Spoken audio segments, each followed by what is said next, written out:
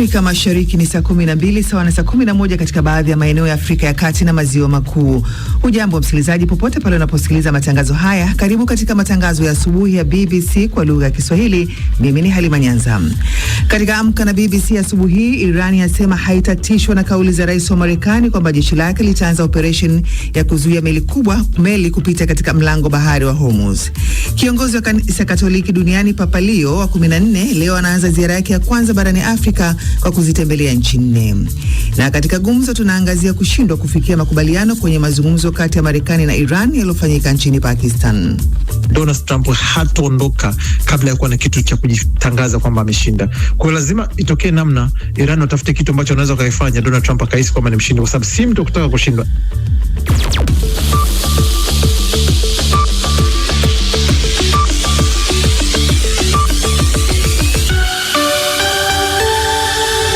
Kwanza ni muktasari wa habari za ulimwengu unaosomwa na Karo Robi. Karibu Karo. Asante Halima. Spika wa bunge la Iran Mohammad Bagher Ghalibaf amesema nchi yake haitotishika baada ya rais Donald Trump kusema jeshi la majini la Marekani litaanza mara moja operesheni ya kuzuia meli kupita katika mlango bahari wa Hormuz. Bwana Trump pia amesema Marekani itazikamata meli zote ambazo zimelipa kodi kwa Iran. Jeshi la Marekani limesema litaanza kuzizuia meli hizo kuanzia leo Jumatatu na kutoa ufafanuzi kwa meli zitakazoathirika ni zile zinazopitia katika bandari za Iran.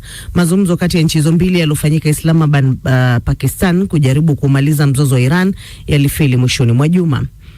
Bei ya mafuta ghafi imeongezeka tena na kupindukia dola 100 baada ya mazungumzo kati ya Marekani na Iran kufeli kufikia makubaliano kuvimaliza vita vya Mashariki ya Kati.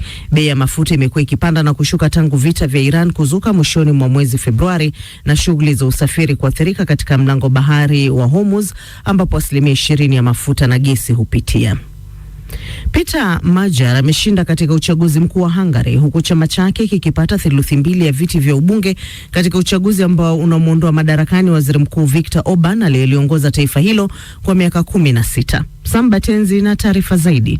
Bwana Magyari ameuambia umati mkubwa wa wafuasi mjini Budapest kuwa Hungary inataka kuwa tena taifa la Ulaya na kuongeza kuwa wamefanikiwa kuleta muujiza katika historia ya Hungary kwa kushinda uchaguzi huo kwa kishindo. Waziri mkuu huyo ajaye wa Hungary ameahidi kipindi cha kukabidhiana madaraka kitakuwa cha amani. Viongozi kadhaa wa Umoja wa Ulaya wamempongeza Magyari kwa ushindi huo. Raia kadhaa wanaripotiwa kuuawa baada ya ndege za jeshi la Nigeria kufanya mashambulizi angani katika kijiji kimoja kaskazini mashariki mwa nchi hiyo siku ya Jumamosi. Kuna taarifa za kukinzana kuhusu idadi kamili ya watu waliouawa katika shambulizi hilo, huku baadhi ya vyanzo vikiripoti kuwa zaidi ya watu 200 huenda waliuawa. Eneo hilo lilompakani kati ya majimbo ya Yobe na Borno ambako kundi la waasi la Boko Haram limekuwa likifanya uasi kwa muda mrefu. Jeshi la Nigeria limesema lililenga maeneo yaliyona magaidi, lakini limeongeza kuwa litachunguza kilichojiri. Na huko Benin, kura zimeanza kuhesabiwa baada ya uchaguzi mkuu ulioendeshwa jana Jumapili. Wagombea urais ni wawili, waziri wa fedha Romuald Wadagni wa chama tawala na alikuwa waziri wa masuala ya utamaduni Paul Hongpe. Tume ya uchaguzi ya Benin imesema shughuli ya upigaji kura iliendeshwa kwa amani. Mshindi wa uchaguzi huo ana nafasi ya kuliongoza taifa hilo la magharibi mwa Afrika kwa mihula miwili ya miaka 7 kila mmoja. Rais Patrice Talon anastaafu baada ya kuiongoza Benin kuanzia mwaka 2016. Hii ni BBC.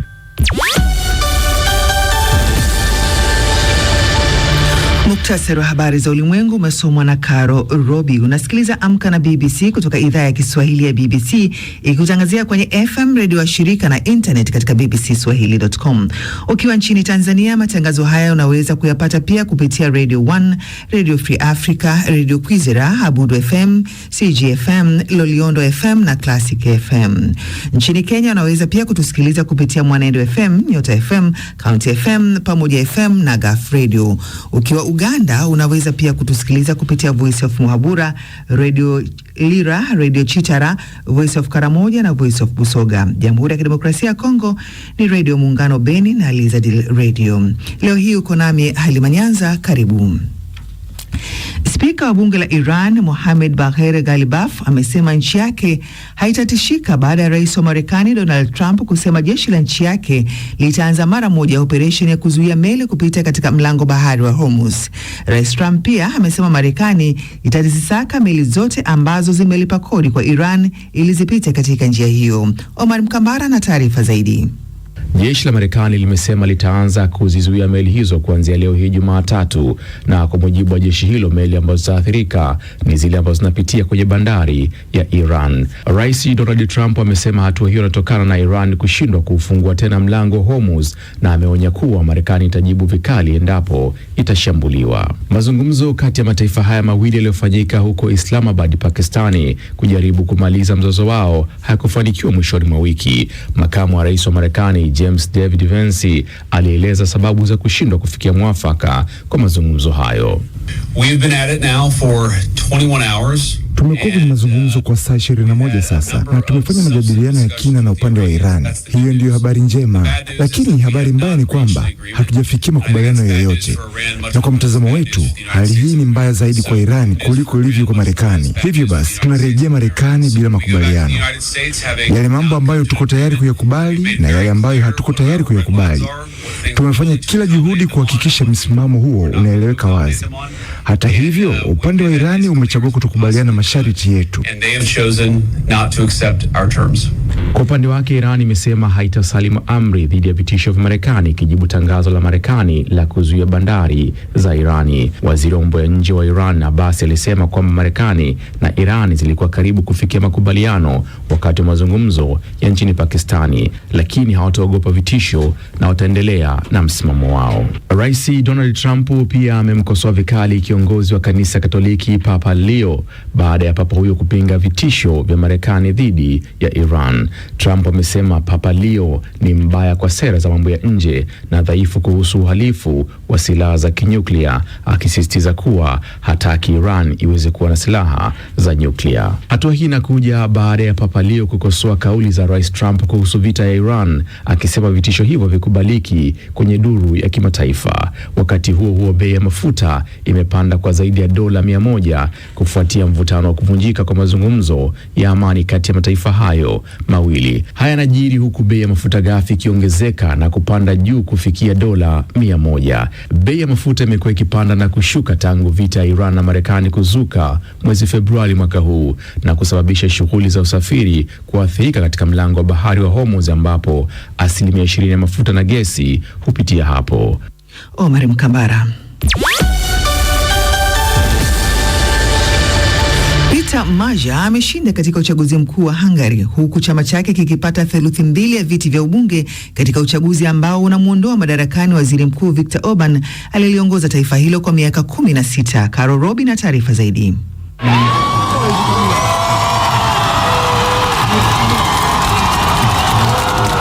Bwana Maja ameuambia umati mkubwa wa wafuasi mjini Budapest kuwa Hungary inataka kuwa tena taifa la Ulaya na kuongeza kuwa wamefanikiwa kuleta muujiza katika historia ya Hungary kwa kushinda uchaguzi huo kwa kishindo.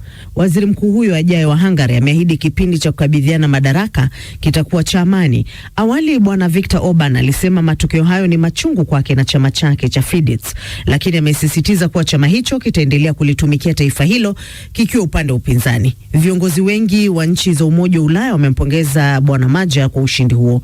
Rais wa tume ya Umoja wa Ulaya Ursula von der Leyen amesema ushindi huo unaonyesha kuwa Hungary imechagua Ulaya.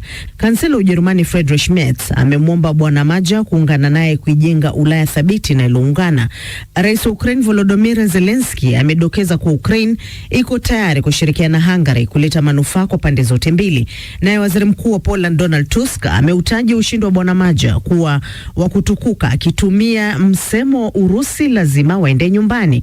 Kumekuwa na tofauti kubwa na mikwaruzano kati ya Viktor Orban, mshirika wa karibu wa rais wa Urusi Vladimir Putin, na viongozi wengi wa nchi za Umoja wa Ulaya kuhusu sera mbalimbali, ikiwemo swala la uhamiaji, haki za binadamu, uhuru wa asasi muhimu, ikiwemo uhuru wa vyombo vya habari nchini humo na kutoiunga mkono Ukraine dhidi ya Urusi.